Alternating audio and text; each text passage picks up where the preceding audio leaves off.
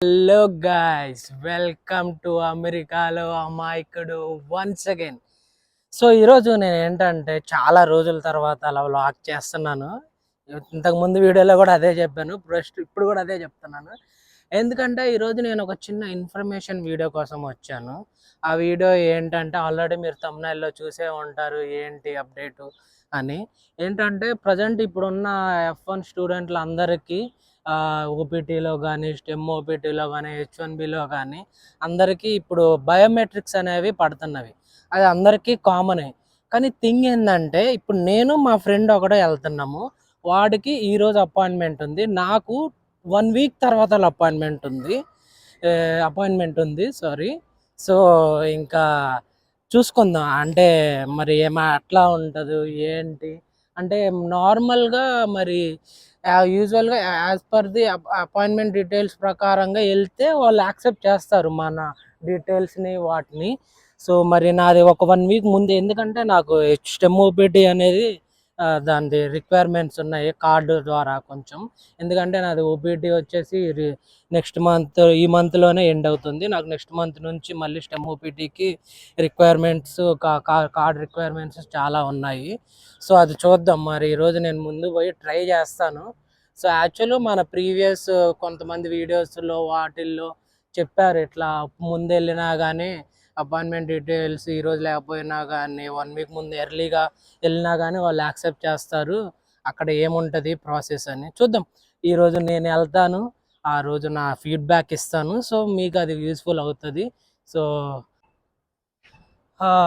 ఫైనల్గా మనం ఇదే మన న్యూజెర్సీలో ఉన్న ఎలిజబెత్లో అప్లికేషన్ సపోర్ట్ సెంటర్ ESCSC ఇది. సో ఇప్పుడు లోపలికి వెళ్ళాలి, మరి వాళ్ళు ఏమంటారు. మా వాడిని అయితే అలో చేస్తారు, ఎందుకంటే డెఫినెట్లీగా వాడికి డీటెయిల్స్ ఉన్నాయి, స్లాట్ ఉన్నాయి కాబట్టి ఈరోజు. మరి నేను కూడా వాడితో పాటు వెళ్తా. చూద్దాం, వాళ్ళు రమ్మాయి ఇస్తే మోస్ట్లీ నాది కూడా ఈరోజు అయిపోతుంది. ఇంకా డైరెక్ట్గా మెయిల్ ద్వారా నాకు ఇంకా కార్డు వచ్చేస్తుంది. చూద్దాం ఇంకా ఎలా ఉంటుందో. Let's go.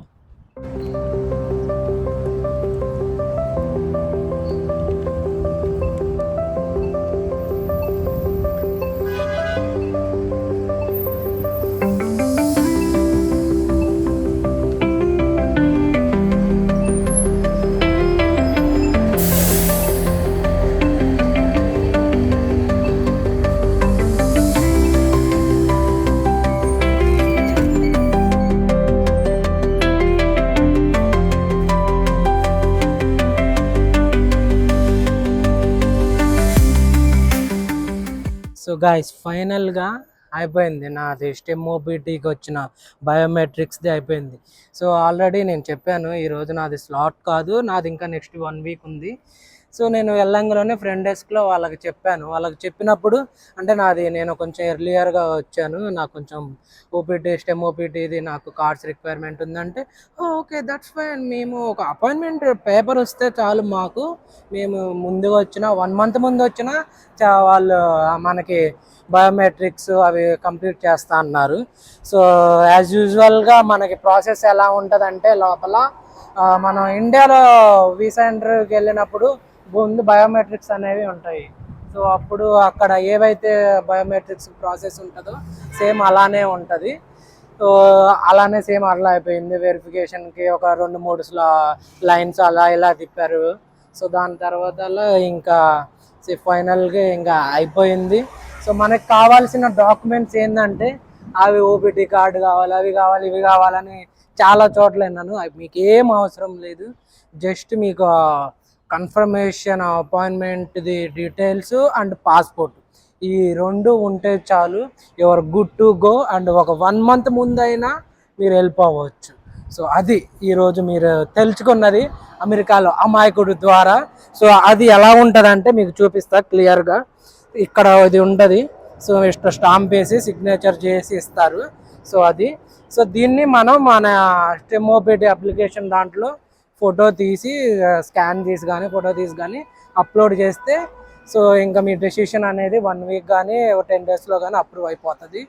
So that's it guys, that's it about today vlog. And more వ్లాగ్స్తో మళ్ళీ కలుద్దాం. అండ్ సీ యూ ఈయన అమెరికాలో అమాయకుడు ఛానల్.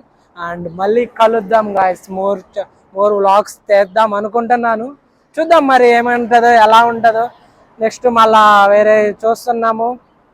చాలా బిజీ అయిపోయాను గాయస్, అందుకనే కొంచెం కుదరట్లేదు. అందరికి చాలా మంది అడుగుతున్నారు మన వాళ్ళు, వ్లాగ్స్ తీయండి వ్లాగ్స్ తీయండి అని. కొంచెం లైఫ్లో కొంచెం వర్క్లో అన్నిట్లో బిజీ అయిపోయాము. చూద్దాం, విల్ సీ మోర్ వర్క్స్. ఇంకా మా మంచి మంచి వ్లాగ్స్తో మళ్ళీ కనిపిస్తాను మీకు. Until then see you, take care and safe.